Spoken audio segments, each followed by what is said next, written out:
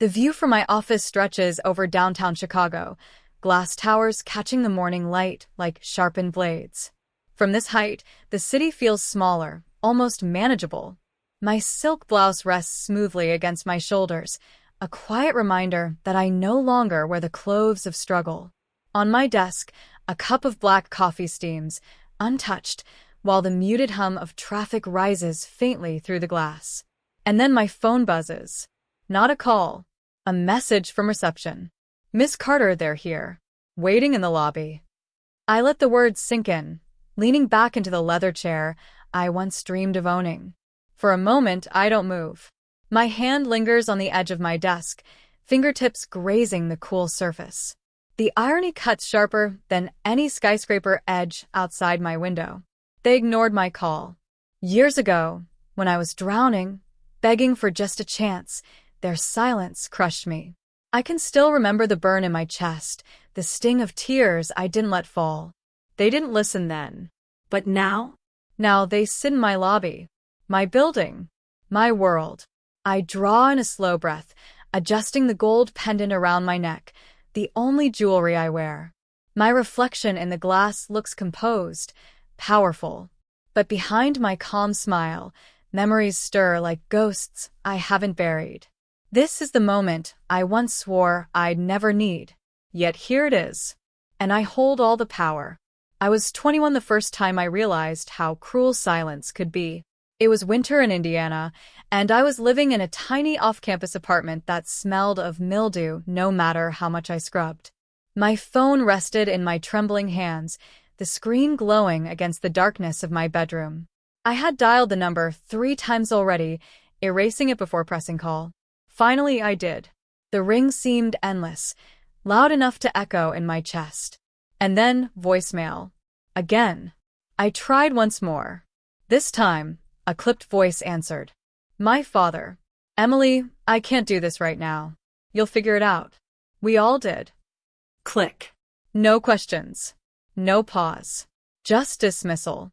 I remember staring at the cracked ceiling, my throat closing as if I'd swallowed a stone. My hands shook so violently, I almost dropped the phone.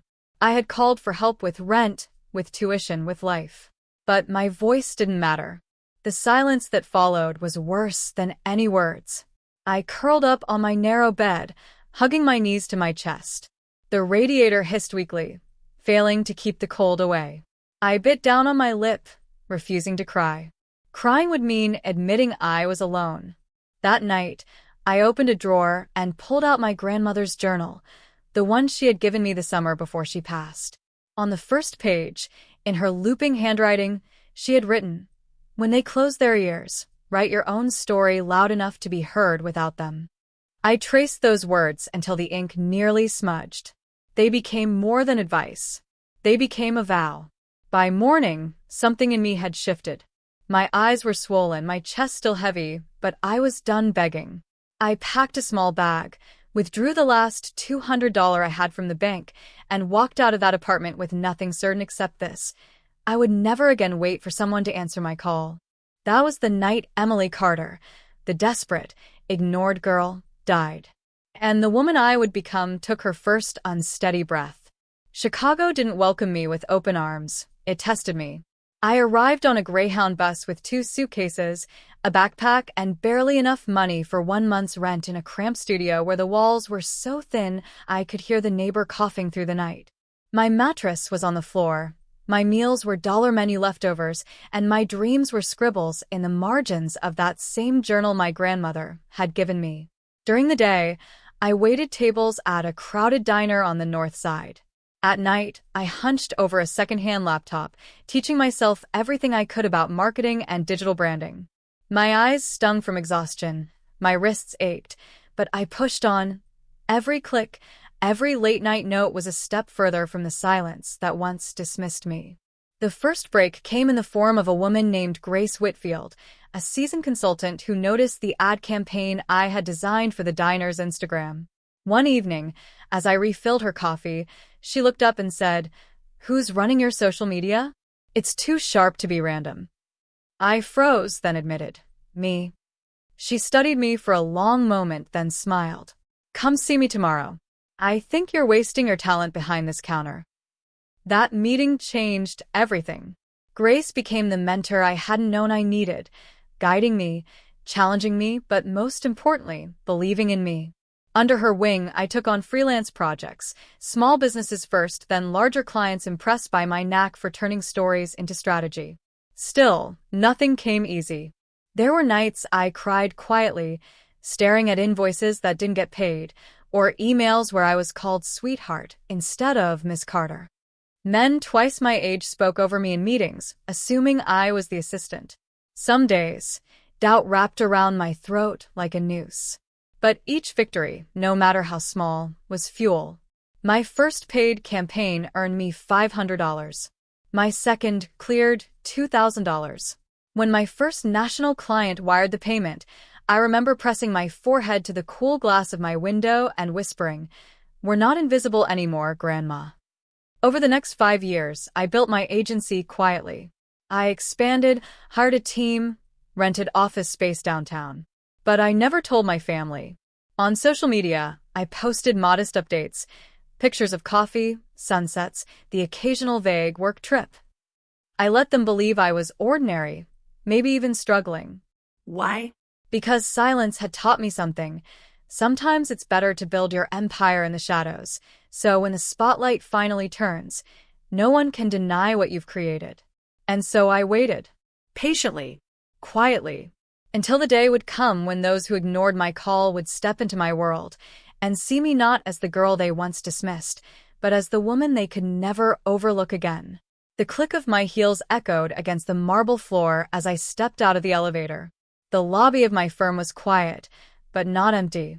There they were. My father sat stiffly in one of the leather chairs, his hands folded, jaw tight. My older brother, Mark, leaned against the wall, pretending at ease, but tapping his foot nervously. And beside them, my mother, twisting the strap of her purse over and over in her lap, as though the rhythm could shield her from the weight of the moment. The receptionist looked at me, her eyes flickering with a silent question. Should I send them in? I gave a single nod. Yes. I'll take them.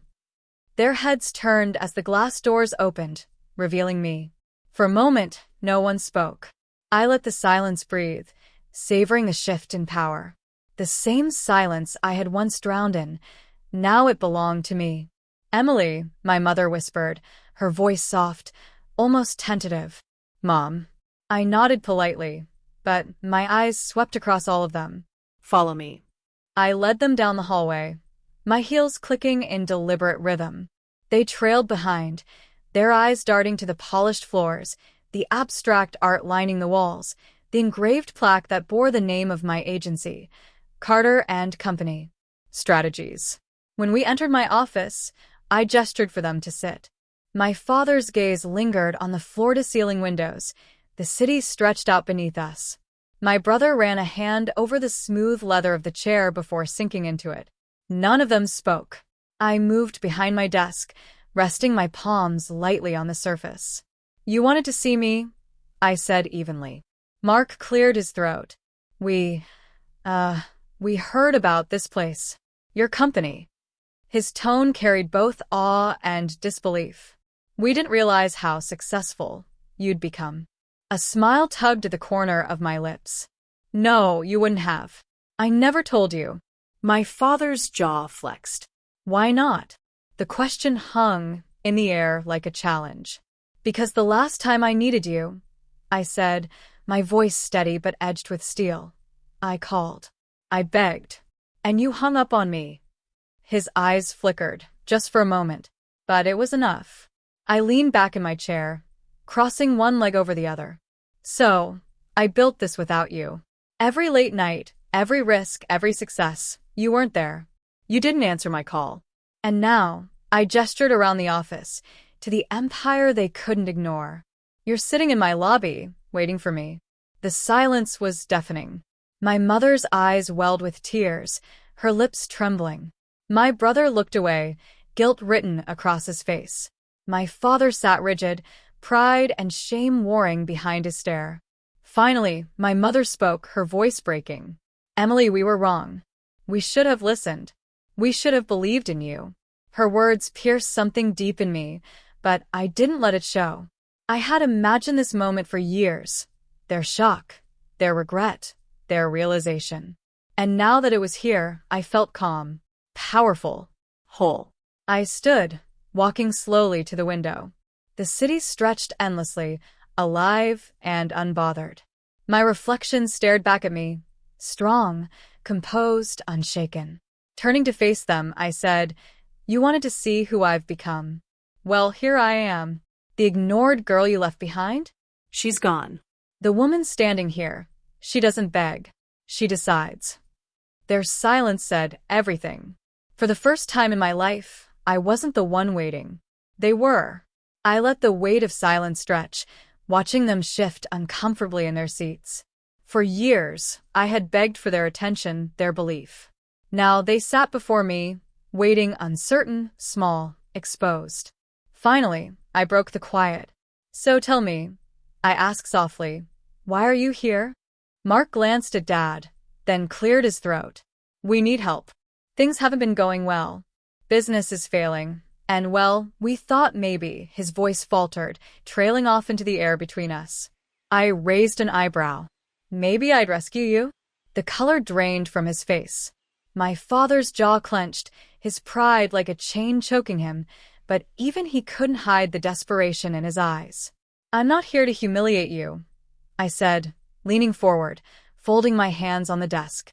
"But if you came looking for the Emily who once begged for scraps, she doesn't exist anymore." My mother's voice cracked. "Emily, please, we're not asking for much.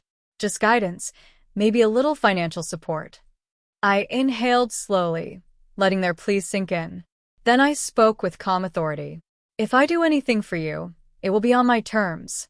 And those terms won't just be about money." Their eyes locked on me, anxious.